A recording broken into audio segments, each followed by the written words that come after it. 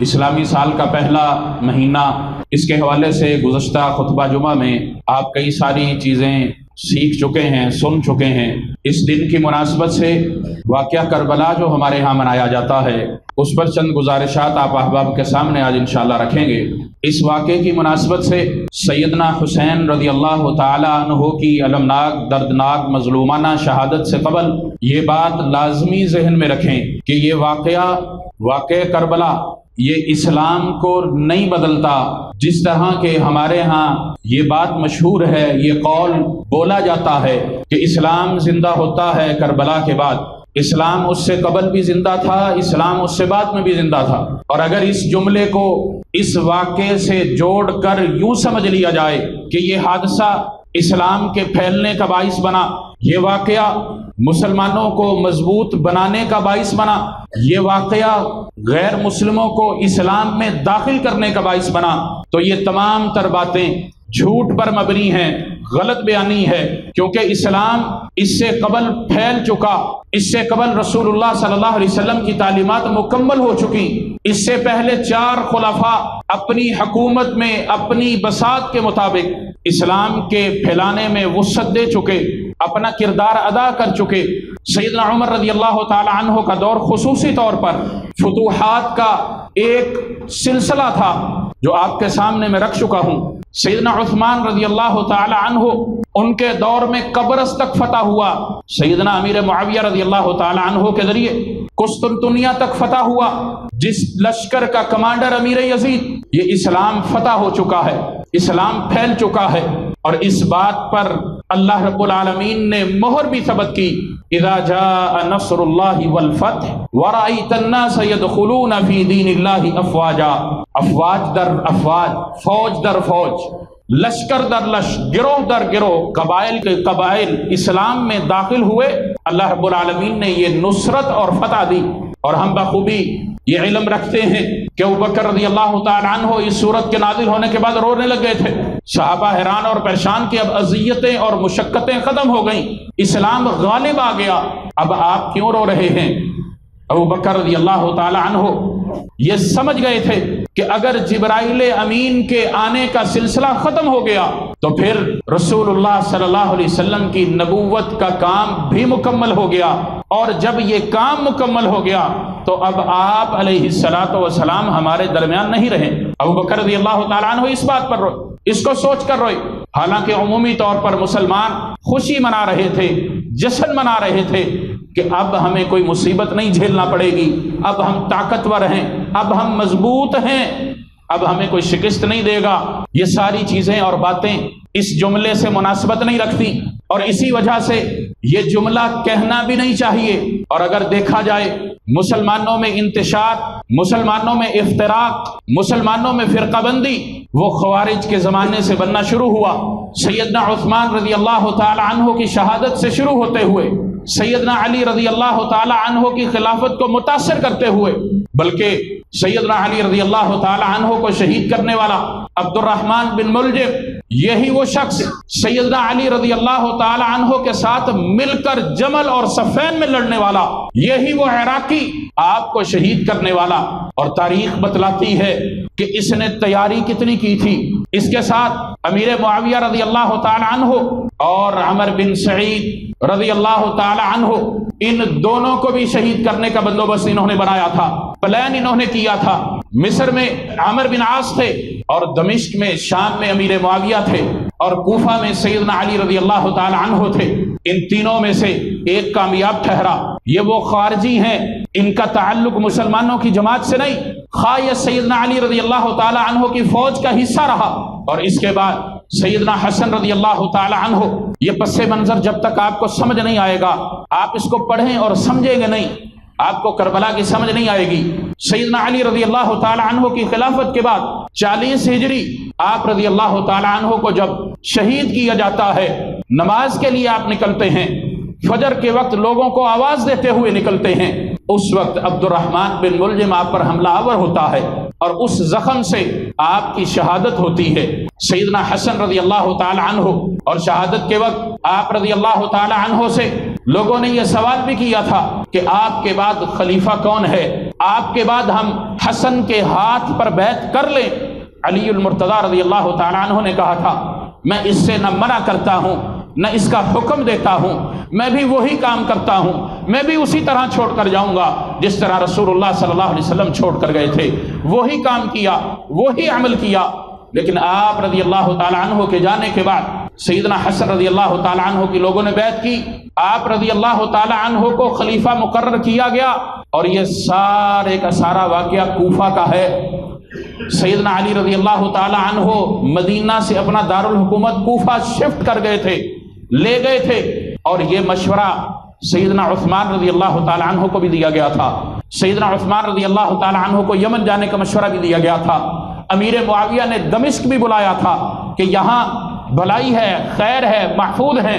امیر معاویہ نے لشکر بھیجنے کا بھی کہا تھا، لیکن وہ عثمان ذو النورین رضی اللہ تعالی عنہ، نبی کا ساتھ نہ چھوڑنے والے، آپ صلی اللہ علیہ وسلم سے دور نہ جانے والے، اس ساری باتوں پر آمادہ نہ ہوئے تھے۔ سورج تھی مدینہ کے اندر، یہ عراقی، بصری، کوفی جمع ہو کر انہوں نے انتشار پھیلایا تھا، عثمان رضی اللہ تعالی عنہ کو شہید کیا تھا۔ اسی پس منظر کے تحت علی رضی اللہ تعالی عنہ مدینہ سے کوفہ شفٹ ہو گئے، اور امام نسائی رحمہ اللہ نے اس پر ایک رسالہ بھی لکھا ہے۔ سنن نسائی کے اندر مقدمے میں بھی یہ بات ذکر کی ہے کہ شیعان علی رضی اللہ تعالی عنہ کو اپنا امام ماننے والے، ان کے ہاتھ پر بیعت کرنے والے، وہ کوفہ میں زیادہ پائے جاتے تھے۔ اس وجہ سے بھی سیدنا علی رضی اللہ تعالی عنہ کوفہ شفٹ ہو گئے، اور پھر حسن رضی اللہ تعالی عنہ کی بیعت بھی وہی ہوئی۔ اور آپ جانتے ہیں، سنا ہوگا، حسن رضی اللہ تعالی عنہ کی خلافت زیادہ دیر نہیں رہی۔ رسول اللہ صلی اللہ علیہ وسلم کی بشارت بھی تھی کہ میرا یہ بیٹا دو جماعتوں کے درمیان، فئتین عظیمتین، ان کے درمیان کیا کرے گا؟ صلح کرے گا۔ اور صلح کن کے درمیان ہوئی؟ جو اختلاف سیدنا عثمان رضی اللہ تعالی عنہ کی شہادت سے کھڑا ہوا تھا، امیر معاویہ بحیثیت ورثہ، وارث عثمان، خون کا تقاضا کرتے تھے، لوگوں کا تقاضا کرتے تھے کہ عثمان پر حلہ بولنے والے میرے سپرد کر دیے جائیں، اور علی المرتضیٰ رضی اللہ تعالی عنہ حالات سے اس طرح مجبور کہ نہیں پر کر سکے تھے۔ یہ اختلاف تھا جو اختلاف آگے چل کر ان خارجیوں کی شورش کے تحت جنگ و جدل میں بدلا، مسلمانوں کی گردن اتری، خون بہا، جس پر علی رضی اللہ تعالی عنہ دعا بھی کیا کرتے تھے، اے اللہ یہ دونوں بھائی ہیں، یہ دونوں جماعتیں، دونوں لشکر، ہم مسلمان ہیں، ان کی مغفرت فرما۔ آپ تاریخ طبری اٹھا کر دیکھ لیں، البدایہ والنہایہ اٹھا کر دیکھ لیں، تاریخ ابن عساکر اٹھا کر دیکھ لیں، دیگر کتب تاریخ دیکھ لیں۔ ہاں یہ بات بھی سچ ہے کہ تاریخ کے اندر رفض بہت رافضیوں نے بھرا اور جھوٹ کی انتہا کر دی، اس میں بھی کوئی شک نہیں، لیکن اس کے باوجود صحیح سند کے ساتھ صحیح قول جو ملتے ہیں، مصدقہ جو اقوال ملتے ہیں، ان میں علی رضی اللہ تعالی عنہ کی دعا ملتی ہے، امیر معاویہ رضی اللہ تعالی عنہ کا فتویٰ لینا علی سے ملتا ہے۔ اس سب کے باوجود ہم کس بنیاد پر مشاجرات صحابہ پر طعن کرتے ہیں، کس بنیاد پر اپنی زبان کو گندا کرتے ہیں؟ علی المرتضیٰ رضی اللہ تعالی عنہ نے کوفہ شفٹ کیا، حسن کی بیعت ہوئی، اور حسن رضی اللہ تعالی عنہ نے اس اختلاف کو ختم کیا، یہ عظیمتین فئتین کو اکٹھا کیا، دو جماعتوں کو، جو بشارت رسول اللہ صلی اللہ علیہ وسلم نے دی تھی۔ اور تاریخ کے اوراق پلٹیں، حسن رضی اللہ تعالی عنہ اپنے والد گرامی کو، علی المرتضیٰ رضی اللہ تعالی عنہ کو اس سارے معاملے سے، لڑائی جھگڑے سے منع کرتے پائے گئے ہیں۔ اللہ رب العالمین نے حسن رضی اللہ تعالی عنہ کا مزاج ہی صلح جو بنایا تھا، اور رسول اللہ صلی اللہ علیہ وسلم کی بشارت کی برکت بھی تھی، اور علی رضی اللہ تعالی عنہ حسن رضی اللہ تعالی عنہ کی بات نہ ماننے کا افسوس کرتے بھی پائے گئے تھے کہ حسن رضی اللہ تعالی عنہ کی بات مان لی جاتی، اتنا شورش جو پھیلا ہے وہ نہ پھیلتا۔ اور اللہ رب العالمین نے نواسہ رسول حسن رضی اللہ تعالی عنہ کے ذریعے سے بہنے والا خون، اڑنے والی گردنیں، جنگ و جدال، اس کو روک دیا۔ اور آج اسی لیے فرقہ پرست، انتشار پرست ٹولہ رذیل المؤمنین کہتا ہے سیدنا حسن رضی اللہ تعالی عنہ کو، ان کو یہ لقب دیا جاتا ہے کہ نعوذ باللہ ثم نعوذ باللہ، حسن نے مومنوں کو ذلیل کر دیا۔ حالانکہ حسن رضی اللہ تعالی عنہ نے اتنا بڑا کام کیا، مسلمانوں کے درمیان صلح جوئی، اور نبی صلی اللہ علیہ وسلم کی تعلیمات سے یہ بات ملتی ہے، صلح جوئی میں خاص طور پر اگر میاں بیوی کے درمیان ہو، اگر تمہیں جھوٹی بات بھی کہنی پڑے تو اس کی اجازت ہے، وہ جھوٹ شمار نہیں۔ صلح جوئی کی اتنی برکت ہے، صلہ رحمی کی اتنا برکت ہے، قطع تعلقی سے اتنا زیادہ منع کیا گیا ہے۔ اور حسن رضی اللہ تعالی عنہ کے اس کام کے بدلے ان کو اپریشیٹ کرنے کی بجائے ان کو لقب اور خطاب دیا جاتا ہے رذیل المؤمنین، نعوذ باللہ۔ امیر معاویہ رضی اللہ تعالی عنہ کے ہاتھ پر بیعت کی تھی، اور بیعت حسنین کریمین نے کی تھی، جس میں حسن اور حسین رضی اللہ تعالی عنہ دونوں شامل، علی رضی اللہ تعالی عنہ کی دیگر اولاد شامل ہے۔ آپ رضی اللہ تعالی عنہما امیر معاویہ رضی اللہ تعالی عنہ سے وظیفہ بھی مقرر کرواتے، وظیفہ بھی لیتے ہیں، 60 ہجری تک کسی قسم کا کوئی اختلاف نہیں۔ سیدنا امیر معاویہ رضی اللہ تعالی عنہ جب فوت ہوتے ہیں، مدینہ کا حاکم ولید بن عتبہ ہے، ولید مدینہ کا حاکم ہے، سیدنا حسین رضی اللہ تعالی عنہ کے پاس آتا ہے، اور حسن رضی اللہ تعالی عنہ اس سے پہلے فوت ہو جاتے ہیں۔ انہی کوفیوں نے ان کو زہر دیا تھا، اس غم کو برداشت نہیں کر سکے تھے کہ ہم نے اتنی محنت سے یہ انتشار پھیلایا ہے، مسلمانوں کو آمنے سامنے کیا ہے، اس نے کس طرح ان میں صلح جوئی کر دی، اس نے کس طرح ان کو صلح کے اکٹھا کر دیا۔ ان کے خلاف بڑی سازش ہوئی، زہر سے ان کو شہید کیا گیا، اور اس کے بعد حسین رضی اللہ تعالی عنہ کوفہ چھوڑ گئے تھے، مدینہ واپس آ گئے تھے، اپنے باپ کی دارالحکومت کو چھوڑ کر واپس مدینہ میں آ گئے تھے، اپنے اصل مسکن اور گھر کی طرف، اور 60 ہجری تک یہ سلسلہ چلتا رہا۔ امیر معاویہ رضی اللہ تعالی عنہ جب فوت ہوئے تو مدینہ میں خبر پہنچی، امیر شام دمشق دارالحکومت ہے، اور باقی سارے شہر جو مسلمانوں کی حکومت میں ہیں، وہ سیدنا عمر کی حکومت کے ہوں، عثمان کی ہوں، علی کے ہوں، وہ سارے کے سارے اب امیر معاویہ کے تحت ہیں۔ آپ کے مقرر کردہ گورنر ان پر لگے ہوئے ہیں، اور ان میں اہم ترین شہر، اہم ترین علاقے مصر کے ہیں، مدینہ کے ہیں، مکہ کے ہیں، بڑی سوچ بوجھ سے۔ اور یہ صحابی رسول ہیں جو مصر کے گورنر رہے، اور اسی طرح مدینہ کے گورنر، اور اسی طرح عراق کے گورنر نعمان بن بشیر ہیں رضی اللہ تعالی عنہ۔ اتنے اہم ترین شخص گورنر لگائے، کس وجہ سے؟ وہاں صحابہ موجود ہیں، ان کی کسی طرح گستاخی نہ ہو، ان کی شان میں کسی طرح کوئی کمی واقعہ نہ ہو۔ 60 ہجری کے بعد سیدنا حسین رضی اللہ تعالی عنہ اور دیگر صحابہ کرام، کم و بیش تاریخ نے یہ لکھا ہے، البدایہ والنہایہ میں امام ابن کثیر رحمہ اللہ نے بھی لکھا کہ 60 کے قریب صحابہ موجود تھے جو یزید کی بیعت کرنے والوں میں شامل تھے۔ صرف 4 افراد تھے جنہوں نے بیعت نہیں کی تھی، ان میں سیدنا حسین رضی اللہ تعالی عنہ تھے۔ اور ولید نے جب سیدنا حسین رضی اللہ تعالی عنہ کو پیغام بھیجا تو آپ رضی اللہ تعالی عنہ نے اس کو اٹھایا نہیں، منع نہیں کیا، بلکہ یہ بات کہی، صحیح سند کے ساتھ یہ ثابت ہے کہ سیدنا حسین رضی اللہ تعالی عنہ نے کہا کہ میں اکیلا اس طرح بیعت کرتا مناسب نہیں لگتا، اور یہ آپ کے شایان شان بھی نہیں ہے کہ میں چھپ کر خفیہ طور پر بیعت کروں۔ کل جب آپ سب کو بلائیں گے تو میں بھی آ جاؤں گا بیعت کرنے۔ اگلا دن حاکم وقت نے بیعت کے لیے نہیں مقرر کیا، ولید دیگر کاموں میں مصروف رہا، اور پھر شام کے وقت پیغام بھیجا۔ سیدنا حسین رضی اللہ تعالی عنہ نے کہا شام ہو گئی، رات ہو گئی، کل دیکھیں گے۔ اور پھر اسی رات سیدنا حسین رضی اللہ تعالی عنہ مدینہ سے مکہ کی طرف ہجرت کر جاتے ہیں، مدینہ سے مکہ کی طرف ہجرت کر جاتے ہیں، مدینہ سے مکہ چلے جاتے ہیں۔ اور آپ تاریخ کی ساری کتابیں اٹھا کر دیکھ لیں، سنیوں کی تاریخ نہ پڑھیں، شیعہ تاریخ اٹھا کر دیکھ لیں، آپ کو کسی تاریخ کی کتاب میں یہ بات نہیں ملے گی کہ ولید نے سیدنا حسین رضی اللہ تعالی عنہ کے وفد کا پیچھا کیا۔ پتہ چل گیا زور زبردستی کی بیعت ہوتی تو سیدنا حسین رضی اللہ تعالی عنہ کا یہیں پیچھا کیا جا سکتا، لشکر کشی کی جا سکتی تھی۔ سیدنا حسین رضی اللہ تعالی عنہ کا ادب سب سے زیادہ کیا جاتا تھا، یہ جھوٹ پھیلایا جاتا ہے کہ آپ کی گستاخی کی جاتی تھی۔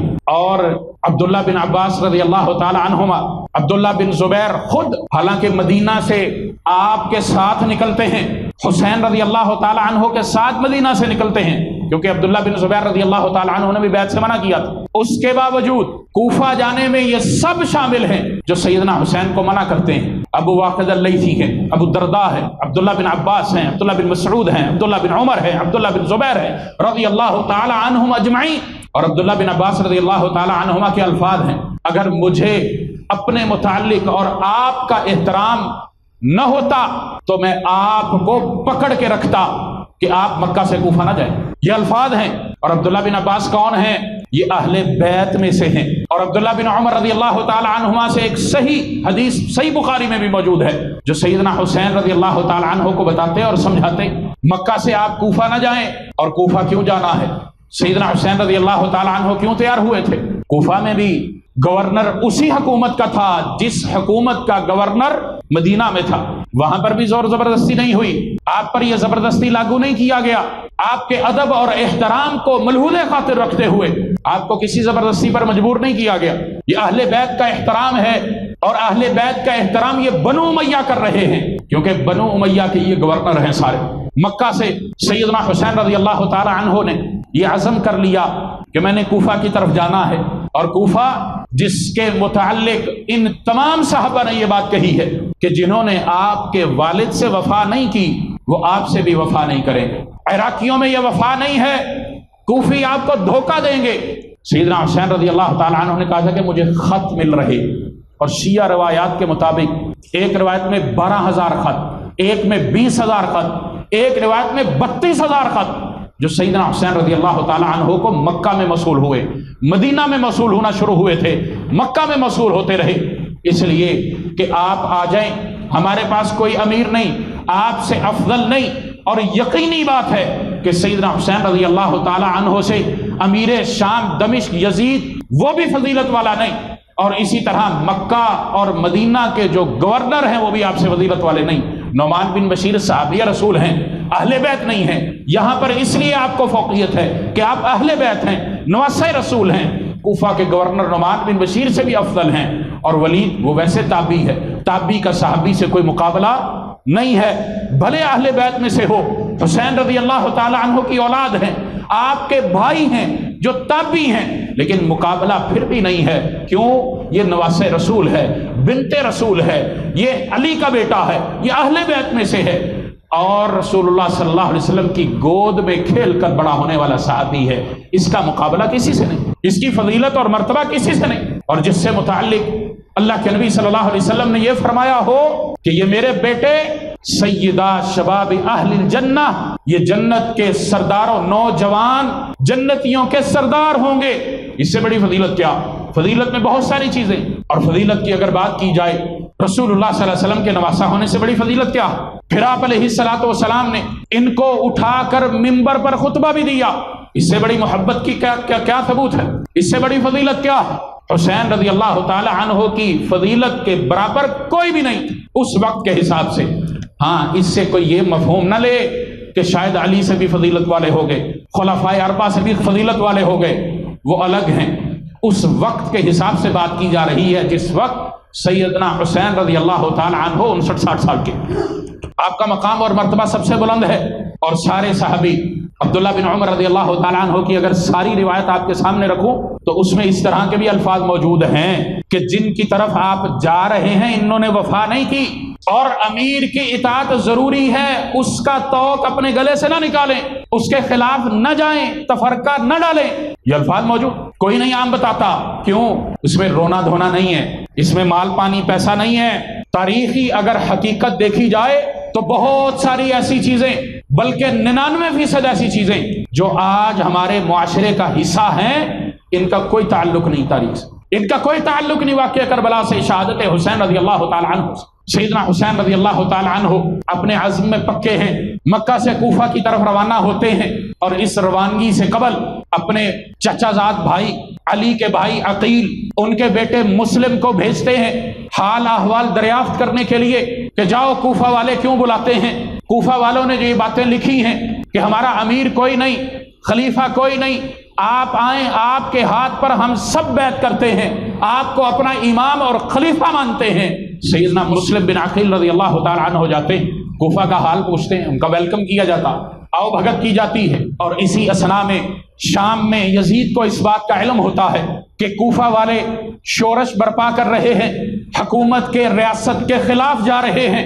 نعمان بن بشیر رضی اللہ تعالی عنہ نرم خو تھے، نرم دل تھے، عثمان رضی اللہ تعالی عنہ جس طرح تھے، عثمان رضی اللہ تعالیٰ عنہ نے بھی خون بہانا پسند نہیں کیا تھا، مدینہ چھوڑنا پسند نہیں کیا تھا، یہاں تک کہ ایک بات ذہن میں آ گئی، سیدنا حسین رضی اللہ تعالیٰ عنہ، علی رضی اللہ تعالیٰ عنہ نے ان پر پہرا دلوایا تھا حسین کے ذریعے، عثمان رضی اللہ تعالیٰ عنہ نے واپس بھیج دیا تھا۔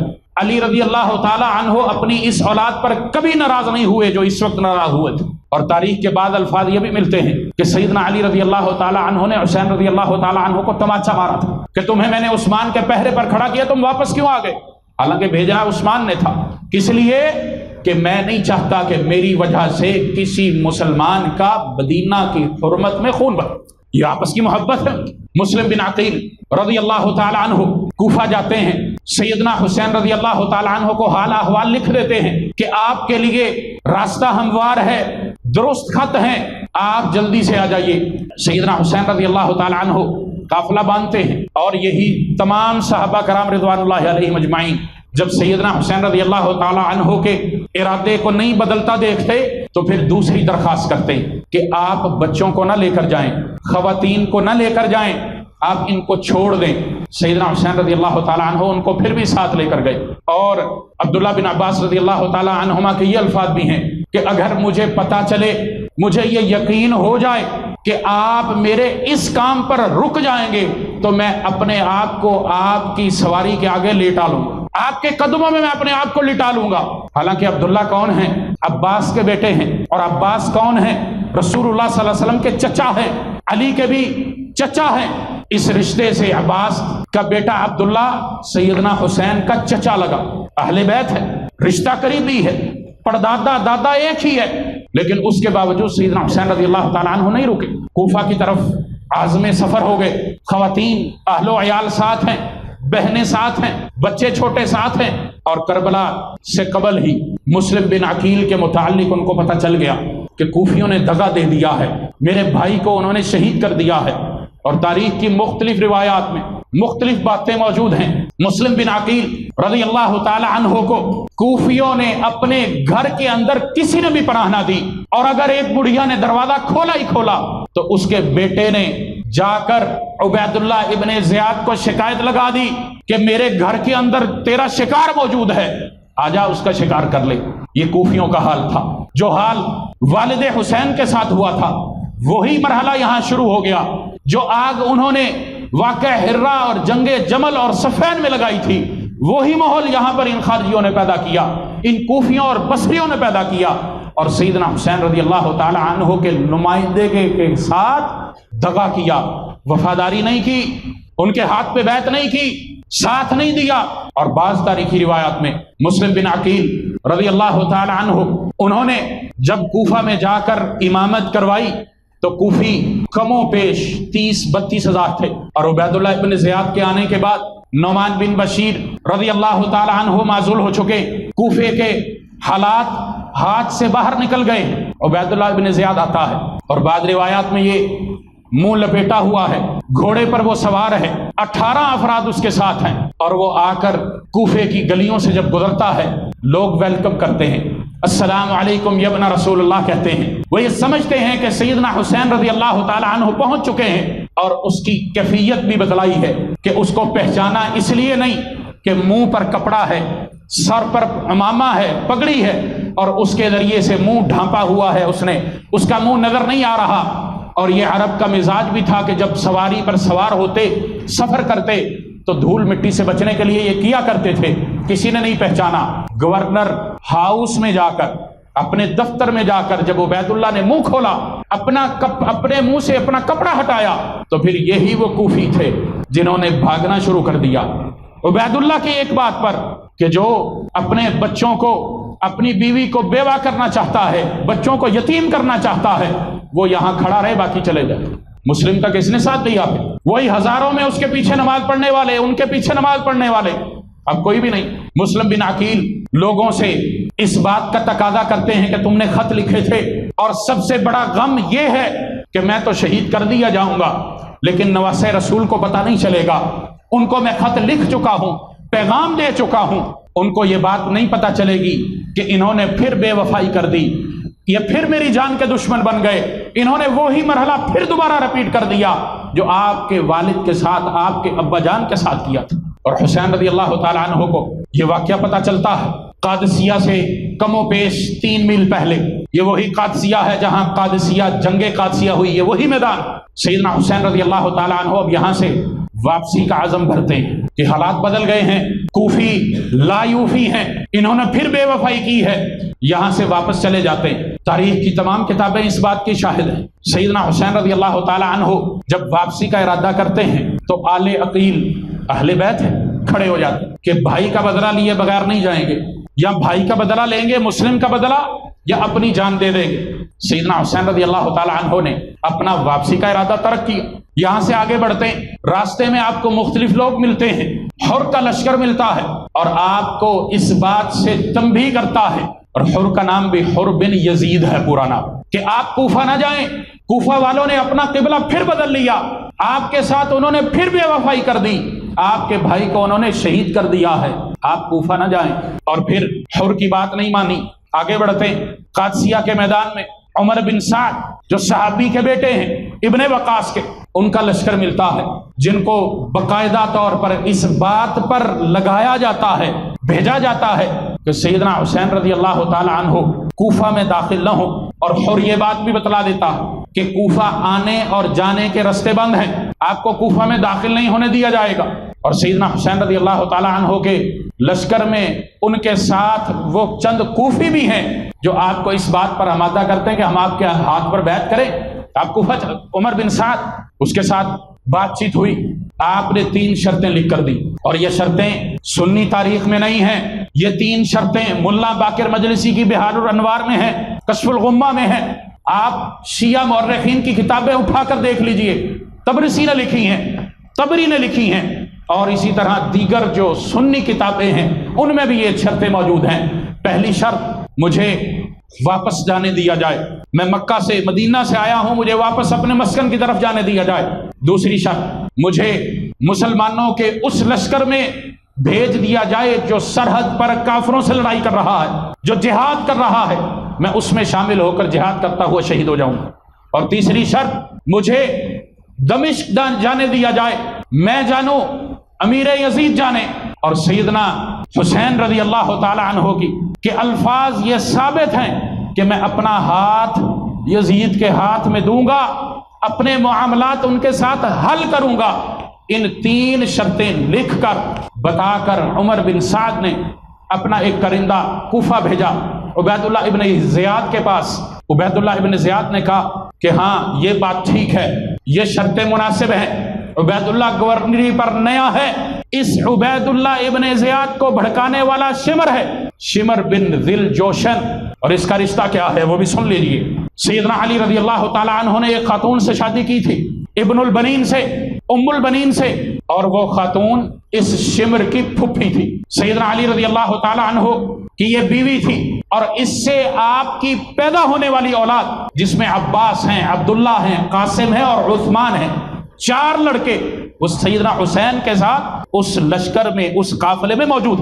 اس نے بھڑکایا کہ یہ شرطیں نہیں مانو، کوفیوں کو پتا ہے اگر سیدنا حسین رضی اللہ تعالی عنہ یزید کے پاس چلے گئے تو ہمارا پول کھل جائے، اور سیدنا حسین رضی اللہ تعالی عنہ وہ تمام خط اپنے ساتھ بوروں میں بھر کے لا رہے ہیں، وہ سارے شواہد ساتھ ہیں۔ یہ 3 شرطیں ان کی نہیں مانی گئی۔ شمر، قیس بن اشعث، اور اسی طرح سنان بن انس اور دیگر چند لشکر کی صورت میں سیدنا حسین رضی اللہ تعالی عنہ کے قافلے کو روکتے ہیں۔ اور آج گلوبل ویلیج ہے، انٹرنیٹ کا زمانہ ہے، گوگل میپ سب کو استعمال کرنا آتا ہے، یہ سنی سنائی باتیں، یہ پڑھے قصیدوں میں نہیں جانا چاہیے، تحقیق کے میدان میں اترنا چاہیے۔ آپ میپ کھول کر دیکھ لیں کہ مکہ سے کوفہ کو جو راستہ جاتا ہے اس میں کربلا ہے، اس میں میدان کربو برا ہے، اٹھا کر دیکھ لیجئے۔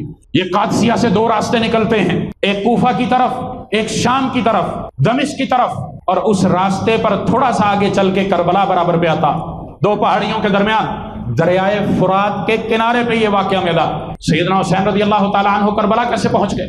آپ تو کوفہ جا رہے تھے، آپ ریسرچ کریں، میپ نقشہ اپنے سامنے رکھیں، کھول کر دیکھیں دمشق کہاں، کوفہ قریب ہے، مکہ مدینہ کہاں، آپ کا راستہ کیسے بدلا؟ یہ راستہ بدلا گیا زبردستی کہ آپ نہ کوفہ میں داخل ہوں اور نہ ہی آپ کو دمشق جانے دیا جائے۔ اور یہ ساری سازش کس کی ہے؟ کوفیوں کی ہے۔ یہ وہی کوفی جو بے وفائی کر چکے ہیں، مسلم کو شہید کر چکے ہیں، عبید اللہ ابن زیاد سے ڈر چکے ہیں، اس کے ہاتھ پر بیعت کر چکے ہیں، اور سیدنا حسین رضی اللہ تعالی عنہ کو اپنے لکھے گئے خطوں سے منکر ہو چکے۔ پڑاؤ لشکر ڈالتا ہے، بات چیت ہوتی ہے، شرطیں ساری ریفیوز کر دی جاتی ہیں، نہیں مانی جائیں گی۔ 2 محرم سے بات آگے بڑھتی چلتی ہے، اور 10 محرم کی صبح آتی ہے۔ میں تھوڑا شارٹ کرتا ہوں درمیان سے۔ 10 محرم کی صبح سیدنا حسین رضی اللہ تعالی عنہ وہ خط دکھاتے ہیں، اور یہ خط اس سے پہلے عمر بن سعد کو بھی دکھائے تھے کہ یہ وہ خط ہیں، اور اس نے بھی یہ کہا تھا کہ ہمیں اس چیز کا علم نہیں ہے کہ آپ کو یہ خط کس نے لکھے۔ سیدنا حسین رضی اللہ تعالی عنہ جب یہ لشکر سامنے ہوا، اس میں عمر بن الحجاج ہے، اس میں شمر ہے، اس کے اندر قیس بن الاشعث ہے، اور یہ سرداران کوفہ ہیں۔ سیدنا حسین رضی اللہ تعالی عنہ ان کے نام مخاطب کر کے ہوئے کہتے ہیں، کیا تم نے خط لکھ کر نہیں بلایا؟ کیا تم نے میرے ہاتھ پر بیعت کرنے کا، میری امامت میں نمازیں پڑھنے کا وعدہ نہیں کیا؟ اور اسی میں سیدنا حسین رضی اللہ تعالیٰ عنہ کی نگرانی پر جو لشکر لگایا تھا، آپ نے جب نماز کے لیے، امامت کے لیے کھڑے ہوئے تو آپ نے عمر بن سعد کو کہا کہ تم اپنی نماز علیحدہ پڑھو گے؟ کہا نہیں، آپ کے ساتھ پڑھیں گے، آپ کے پیچھے پڑھے، اور پڑھی۔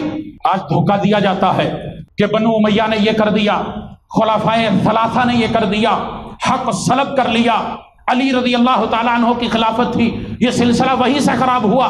فراڈ کیا جاتا ہے، جھوٹ بولا جاتا ہے، اور جھوٹ بھی اتنا بولا جاتا ہے کہ عام آدمی اس کو سچ سمجھنے لگ جاتا ہے۔ سیدنا حسین رضی اللہ تعالیٰ عنہ، لشکر سامنے ہے، مد مقابل ہے، شمر تیار ہے، عمر بن الحجاج تیار ہے، میسرہ میمنہ سنبھال کر کھڑے۔ حسین رضی اللہ تعالیٰ عنہ نام لے کر پکارتے ہیں، اور تم میں قیس ہے، قیس بن الاشعث ہے، عمر بن الحجاج ہے، ہاں ہے، انہوں نے خط لکھے۔ مکر جاتے، ہم نے تو نہیں لکھے۔ سیدنا حسین رضی اللہ تعالیٰ عنہ خط بتلاتے ہیں، بورے منگواتے ہیں، وہ تھیلے منگواتے ہیں، 2 تھیلے خطوں کے بھرے ہوئے، اور ظلم کی انتہا دیکھیں، دھوکے کی انتہا دیکھیں۔ سیدنا حسین رضی اللہ تعالیٰ عنہ کے یہ بورے جس خیمے میں محفوظ تھے، اس خیمے کو سب سے پہلے ان کوفیوں نے آگ لگائی، ثبوت مٹائے کہ کہیں دمشق کو پتہ نہ چل جائے، یزید کو پتہ نہ چل جائے۔ ہم سوچتے ہیں کہ ذرائع ابلاغ بڑے فاسٹ تھے، جس طرح ہمارے آج ہیں۔ آج کئی جگہ پر نیٹ ورک بند ہے، کر لیں آپ نے جو کرنا ہے، آپ کی بینکنگ بھی بند، آپ کی ٹریڈنگ بھی بند، آپ کا اسٹاک ایکسچینج بھی بند، آپ کا موبائل نیٹ ورک سب کچھ بند، بینک میں اربوں پڑے ہوئے ہیں، چاٹ لیں۔ ذرائع ابلاغ تیز ہے نا، کر لیں، کیا کرنا ہے، دے دیں خبر جس کو دینی ہے، نیٹ ورک بند ہے۔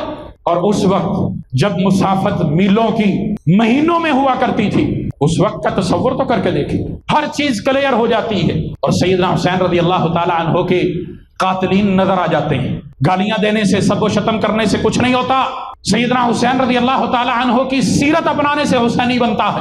اور حسین رضی اللہ تعالی عنہ نے جب یہ نام لیے تھے، پکار کر کہا تھا، سب نے انکار کر دیا کہ ہم نے نہیں لکھے۔ حسین رضی اللہ تعالی عنہ نے خط دکھلا، اور پھر کوفیوں میں چہمگائیاں ہوئیں کہ یہ ثبوت اس کے پاس ہیں، ہم ڈوب جائیں گے، مر جائیں گے، ہماری زمین چھن جائے گی، ہم بے یارو مددگار ہو جائیں گے، بے گھر ہو جائیں گے۔ آپ کے ملک میں، ملک پاکستان میں کوئی ریاست کے خلاف جاتا ہے تو کیا ہوتا؟ پی ٹی آئی کا حال دیکھ رہے ہیں آپ، دوسری وہ لبیک والے حال دیکھ رہے ہیں، کیا ہوا تھا؟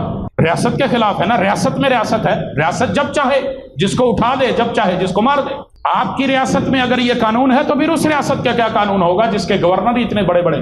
تصور تو کریں، آئینہ واضح تو کریں، نقشہ سامنے تو لائیں، ہر چیز کلیئر ہو جاتی، کسی جھوٹ کو ایمان کا حصہ بنانے کی چندہ ضرورت نہیں رہتی۔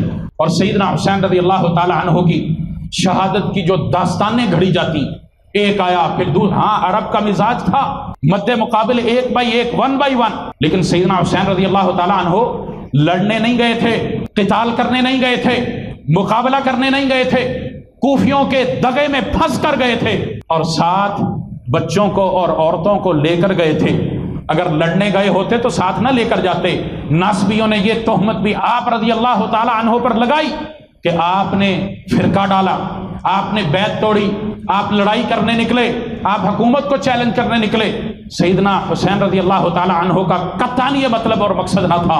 یہ ناصبیت بھی غلط ہے، رفضیت بھی غلط ہے، منہج اہل سنہ سیدھا اور صاف اور کھرا ہے کہ سیدنا حسین رضی اللہ تعالی عنہ کی المناک اور مظلومانہ دردناک شہادت یہ کوفیوں نے کی، ہلا بولا، اکٹھے ہو کر ان کو ضربیں لگائیں، اور بعد نے ان میں سے میں آپ کو ایک اردو والے کا نام لے دیتا ہوں، ابو الکلام آزاد رحمہ اللہ، انہوں نے بعض کے نام بھی لکھے ہیں کہ کس نے سیدنا حسین رضی اللہ تعالیٰ عنہ کی گردن پر تلوار ماری، وار کیا، ڈرتے تھے سب، اور سارے چاہتے تھے کہ میں اس کام میں نہ پھنسوں، میں اس سے بچ جاؤں، یہ خوف تھا، لیکن اس کے باوجود اپنے آپ کو بچانے کا ڈر بھی تھا کہ اگر سیدنا حسین رضی اللہ تعالیٰ عنہ زندہ رہ گئے اور یزید سے ملاقات ہو گئی تو ہمارا پول کھل جائے۔ ہاں، زین العابدین علی بن حسین رضی اللہ تعالیٰ عنہ، جن کو بیمار کوفہ کہا جاتا ہے، وہ جو چیزیں بیان کرتے ہیں ان کو پڑھ کے دیکھ لیں۔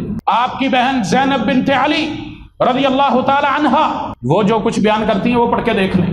فاطمہ بنت حسین، وہ جو کچھ بیان کرتی ہیں پڑھ کر دیکھ لیجیے۔ اور شیعہ مورخ کی 4 بڑی کتابیں اس بات کی گواہی دیتی ہیں کہ 3 قسم کے ابو بکر، عمر اور عثمان اس میں شہید ہوئے۔ ابو بکر بن علی، عمر بن علی، عثمان بن علی، ابو بکر بن حسن، عمر بن حسن، علی بن حسن، ابو بکر بن حسین، عمر بن حسین، عثمان بن حسین، یہ 9 افراد جن کے نام ابو بکر اور عمر اور عثمان ہیں، جن کے والد علی، حسن اور حسین ہیں، یہ اس واقعے میں شہید ہوتے ہیں۔ آج کا کوئی بھی ذاکر یہ بات نہیں بتلائے گا، کوئی بھی ملا یہ بات نہیں بتلائے گا، شیعہ تاریخ بتلاتی ہے۔ آپ بہار الانوار اٹھا کر دیکھ لیجیے، آپ تبرسی کو اٹھا کر دیکھ لیجیے، آپ الفضول المہمہ کو اٹھا کر دیکھ لیجیے، آپ کشف الغمہ کو اٹھا کر دیکھ لیجیے، یہ تمام تاریخ کی کتابیں شیعہ کی، کشف الغمہ اربلی کی، آپ اس کو پڑھ کر دیکھ لیجیے، اس نے نام لکھے، ابو بکر، عمر اور عثمان لکھے۔ اگر اہل بیت سے ان کی نفرت تھی تو پھر نام کیوں اہل بیت کے گھروں میں؟ حقیقت جان، ہوش کے ناخن ہمیں لینے چاہیے۔ اور سیدنا حسین رضی اللہ تعالی عنہ، شمر نے بھائی ہونے کے باوجود، اور اس نے اعلان کیا تھا کہ تم میرے ددیالی بھائی ہو، میں تمہیں امان دیتا ہوں، عبید اللہ ابن زیاد سے میں تمہاری امان لے کر آیا ہوں۔ اور وہ کون تھے؟ عثمان، عباس، عبداللہ اور قاسم، میں نے ابھی تھوڑی دیر پہلے نام بتائے، ام البنین کے بیٹے، اس کے پھوپھی ذات بہن کے بیٹے۔ اور انہوں نے کیا کہا تھا؟ ہم حسین اپنے بھائی کے ساتھ آئے ہیں، اس کے بھائی اپنے بھائی کے ساتھ۔ طرح طرح کے قصے، کہانیاں گھڑی جاتی ہیں، وہ جنازہ لاؤ، وہ اس طرح کرو، اس کو اس طرح کاٹ دیا، پھر دفنا دیا، پھر خطبہ دیا، پھر فلانے۔ اتنا ٹائم ہی کہاں تھا؟ چند گھنٹوں میں یہ سارا مسئلہ ہوا۔ یہ لڑائی، یہ مظلومانہ شاید چند گھنٹوں میں۔ اور تاریخ نے یہ بھی لکھا کہ سیدنا حسین رضی اللہ تعالی عنہ کے ساتھ 24 کے قریب مرد تھے، بعض نے لکھا 32 کے قریب، باقی 72 کون تھے؟ وہ جو حر بن یزید ساتھ ملا تھا، وہ جو راستے میں آپ کے ساتھ ملے تھے، ان کا تذکرہ کوئی نہیں کرتا، ان کا نام کوئی نہیں لیتا، اور یہ بھی کوئی نہیں بتلاتا۔ علی اکبر اور علی اصغر کہہ کے رونا رویا جاتا ہے، عباس کہہ کے رونا رویا جاتا ہے، زینب سکینہ کو رویا جاتا ہے، لیکن زینب کے وہ قیمتی ترین الفاظ جو دمشق جاتے ہوئے انہوں نے کہے تھے وہ کوئی نہیں بتلاتا۔ جب کوفیوں نے رونا شروع کیا تھا اس المناک واقعے کے بعد، اس شہادت کے بعد، سیدنا حسین رضی اللہ تعالی عنہ کا جب سر ساتھ لے کر جایا جا رہا تھا، پہلے عبید اللہ ابن زیاد کے پاس لے کر گئے، اس پر سب و شتم لعنت کی، اور سیدنا حسین رضی اللہ تعالی عنہ جب یہ لڑائی شروع ہوئی تھی تو زینب رضی اللہ تعالی عنہ، زینب بنت علی، علی کی بیٹی، انہوں نے آواز لگائی، آواز بلند کی، حسین رضی اللہ تعالی عنہ نے اس سے منع کیا، اور ساتھ یہ کہا اللہ تعالیٰ عبداللہ بن عباس کی عمر دراز کرے، دعا دی۔ کس لیے؟ انہوں نے کہا تھا خواتین کو ساتھ لے کر نہ جاؤ، اور رسول اللہ صلی اللہ علیہ وسلم نے آواز بلند کرنے سے تکلیف میں منع کیا ہے۔ کس بات کا حسین کا ہم ماتم مناتے ہیں؟ حسین نے تو خود منع کیا۔ کیا حسین کی تعلیم ہے؟ حسین نے تو یہ نہیں سکھایا، اپنی بہن کو آواز بلند کرنے سے منع کرتے ہیں، ہاتھ پکڑ کے دوبارہ خیمے میں چھوڑ کر آتے ہیں۔ حسین کی شہادت کے بعد عبید اللہ ابن زیاد کے پاس آ کر پھر یہ روتی، اس کو برا بلا بھی کہتی۔ اور سیدنا انس رضی اللہ تعالی عنہ، وہ عبید کا واقعہ آپ نے بڑا سنا ہوگا کہ حسین رضی اللہ تعالی عنہ کے ہونٹ مبارکوں میں وہ چھڑی لگاتا ہے، دانت مبارک پر۔ انس رضی اللہ تعالی عنہ صحابی رسول ہیں، عبید اللہ ابن زیاد کو کہتے ہیں کہ اس کو اس طرح نہ کہہ، ان کو اس طرح چھڑی نہ لگا۔ اور بعد محدثین نے کہا کہ اس نے حسن کی تعریف کی تھی، اس میں اختلاف۔ بعد نے کہا کہ اس نے غلط بات کی تھی، اور انس رضی اللہ تعالی عنہ نے کہا تھا یہ وہ ہونٹ ہیں جن ہونٹوں پر ہونٹ رکھ کے بوسہ لیتے ہوئے میں نے رسول اللہ کو دیکھا صلی اللہ علیہ وسلم۔ منع کیا، روک دیا کہ چھڑی نہیں لگا۔ اور پھر یہی قافلہ دمشق جاتا ہے، امیر یزید کے پاس جاتا، اور راستے میں یہی کوفی بصری ان کی خواتین گھروں سے نکل کے اب روتی ہیں، اور زینب رضی اللہ تعالی عنہ کیا کہتی؟ تم نے ہمارے بھائی کو شہید نہیں کیا تو پھر کس نے کیا؟ فمن قتلنا، ہمیں پھر قتل کس نے کیا اگر تم نے نہیں کیا؟ اگر تم روتے ہو اس بات پر کہ آل رسول کو دردناک المناک شہادت دی، ان کے ساتھ یہ وحشیانہ سلوک کیا، اگر تم نے نہیں کیا تو پھر کس نے کیا؟ یہ ساری تاریخ کی کتابوں میں موجود۔ بمن قتلنا، پھر ہمیں قتل کرنے والا کون ہے؟ اور آج ہم طرح طرح کے ناموں میں الجھ کر اپنے آپ کو گالیاں دینے والا بنا کر مذہب کا حصہ سمجھتے ہیں۔ جو کچھ ارد گرد ہوتا ہے اس کا دیکھا دیکھی ہم سمجھتے ہیں کہ یہی عبادت ہے، یہی منہج ہے، یہ نہ کیا تو ہماری جزا سزا کا مسئلہ بن جائے گا۔ زینب رضی اللہ تعالی عنہ نے یہ بات کہی تھی۔ زینب بنت علی، فاطمہ بنت حسین ساتھ ہیں، امیر یزید کے دربار میں پہنچتے ہیں، سیدنا حسین رضی اللہ تعالی عنہ کا سر پیش کیا جاتا ہے، اور امیر یزید صحیح سند کے ساتھ البدایہ والنہایہ میں الفاظ موجود ہیں، انہوں نے عبید اللہ ابن زیاد پر لعنت کی تھی، اس کو برا بھلا کہا تھا، اور جو سر لے کر آنے والا تھا عمر یا اس طرح اس کا نام ہے، اس کو کہا کہ تمہاری بیعت اس عمر کے اس فعل کے بغیر بھی مجھے قبول تھی، اور ساتھ یہ بات کہی تھی کہ اگر میں وہاں ہوتا تو نواسہ رسول کو میں کٹنے نہ دیتا۔ آپ تاریخ پڑھ لیں، میری بات پر نہیں کریں، میری بات نہیں سنیں، تاریخ کا مطالعہ کر لیں، آپ کو یہ اقوال مل جائیں۔ اور پھر سیدنا حسین رضی اللہ تعالیٰ عنہ کی بہن، بیٹی، اولاد باقی، جن میں زین العابدین محمد بن حسین ہے، امام زین العابدین جن کو آج کہا جاتا ہے، محمد بن حسین ان کا نام ہے، یہ بھی ساتھ، ان کے بھائی ہیں چھوٹے، یزید ان کو گلے سے لگاتا ہے، دسترخوان پہ ساتھ بٹھاتا ہے۔ زینب اور سکینہ اور فاطمہ کی ان کے گھر کے اندر، چار دیواری کے اندر پردے کا خیال رکھتے ہوئے مہمان نوازی ہوتی ہے۔ آج قصہ گوئی کی جاتی ہے، دمشق کے بازاروں میں بے یار و مددگار گمایا گیا، ان کو بے آبرو ریزی کی گئی، رونے اور پیٹنے کے لیے، مال بٹورنے کے لیے، لوگوں کو دھوکہ دینے کے لیے، جھوٹ کی کثرت اتنی کرنے کے لیے کہ لوگ اس کو سچ سمجھنے لگ جائیں۔ آج زینب کے دربار پر سلام کرنے جاتے ہیں، اس کی زیارت کرنے جاتے ہیں، کہاں ہے؟ کیوں جاتے ہیں دمشق؟ اگر یہ اختلاف تھا تو پھر دربار یزید میں اخت حسین کیوں تھی؟ کیوں وہ وہاں رہی؟ اگر یہ سوال کر لیں تو یہ سارا جھوٹ جھٹ جاتا ہے۔ ہاں کوفی ملوث ہیں، عبید اللہ ابن زیاد ملوث ہے، ہاں اس کے بعد ایک اور سوال ہوتا ہے کہ جی سزا کیوں نہیں دی؟ جب جس علاقے میں اتنی زیادہ افراتفری ہو، اتنی شورش ہو، کیا حالات تھے اس وقت اللہ کو علم، لیکن ایک عقلی طور پر ہم یہ سمجھ سکتے ہیں کسی پر کیا دسترس تھے۔ اس ہجوم نے، جو ہجوم بعض روایات کے مطابق 4000 کا لشکر تھا، اور اس لشکر کے پسپا ہونے کے باوجود پھر 500 لوگ اور آئے تھے سیدنا حسین رضی اللہ تعالیٰ عنہ کے مقابل میں، کس کس کو پکڑا جائے؟ ہاں یہ بات کی جاتی ہے، یہ کی جا سکتی ہے، لیکن اس کی آڑ میں سب و شتم کو اپنا ایمان بنا لینا، اور اس کو یہاں سے یزید کے دروازے سے گھس کر امیر معاویہ اور خلفائے ثلاثہ تک جانا، امہات المومنین تک جانا، امی جان عائشہ رضی اللہ تعالی، حفصہ رضی اللہ تعالی عنہا تک جانا، کون سے ایمان کا حصہ؟ اور پھر حسینیت کیا ہے؟ حسین نے میدان کربلا میں اپنی بہن کو کیا نصیحت کی تھی؟ اپنی بہن کو خیمے کے اندر کیوں چھوڑ کر آئے تھے؟ اور جب زخمی ہو گئے تھے اس وقت انہوں نے کیا نصیحت کی تھی؟ نبی صلی اللہ علیہ وسلم نے منع کیا ہے، رونا نہیں، پیٹنا نہیں، بال نہیں کھولنا، سینہ کو بھی نہیں کرنا، یہ حسینیت ہے۔ اور جو آج آپ دیکھتے ہیں یہ رافضیت ہے۔ تاریخ کے جھروکے ٹٹول کر دیکھیں، آپ کو تاریخ بتلائے گی، تاریخ سمجھائے گی۔ ہم اندھے بن کے چلنا شروع ہو جاتے ہیں صحیح مسلم کی 2 احادیث کو اٹھا کر، اور میں کہتا ہوں اگر اتنا ہی بنو امیہ کو مسئلہ ہوتا تو پھر صحیح مسلم سے یہ حدیثیں نکالنے کا اختیار ان کا تھا، کیونکہ تدوین حدیث بنو امیہ کے دور میں ہوئی ہے۔ سیدنا سعد اور سہل والی روایت، یہ رافضی مرزائی جن پر طعن کرتا ہے، سیدنا امیر معاویہ، یہ مسئلہ بھی سن لیں، حل کر لیں۔ سیدنا امیر معاویہ رضی اللہ تعالیٰ عنہ نے سہل سے یہ پوچھا تھا کہ تو لعنت کیوں نہیں کرتا علی پر؟ لوگ سمجھتے ہیں اس کا معنی مفہوم یہ دیا جاتا ہے امیر معاویہ نے حکم دیا تھا کہ لعنت کر، نعوذ باللہ ثم نعوذ باللہ۔ اور جو امیر جن کے باپ کو گالیاں دلوائے وہ اس سے وظیفہ لیں گے؟ اور تم یہ بات کرتے ہوئے حسین رضی اللہ تعالیٰ عنہ پر تہمت لگاتے ہو کہ نعوذ باللہ ثم نعوذ باللہ، امیر معاویہ علی کو گالیاں دلاتے ہیں اور حسین خاموش ہے، وظیفہ لے رہے ہیں۔ غیرت کا جنازہ نکلا ہوا ہے، جھوٹ اتنا پھیلایا ہوا ہے کہ لوگوں کو سمجھ ہی نہیں کہ جھوٹ کیا اور سچ کیا، کس کو مانے کس کو نہ مانے۔ سیدنا امیر معاویہ رضی اللہ تعالیٰ عنہ نے ان لوگوں کی مناسبت سے پوچھا تھا جو برا بھلا سیدنا علی کو کہہ رہے تھے، اور سعد رضی اللہ تعالیٰ عنہ نے پھر وہ پوری حدیث میں سیدنا علی رضی اللہ تعالیٰ عنہ کے اوصاف بیان کیے۔ دوسری روایت میں سیدنا سعد رضی اللہ تعالیٰ عنہ نے اوصاف ابو تراب ذکر کیے، علی رضی اللہ تعالیٰ عنہ کی صفات ذکر کی، پھر وہ امیر معاویہ نے کیسے برداشت کی رضی اللہ تعالیٰ عنہ؟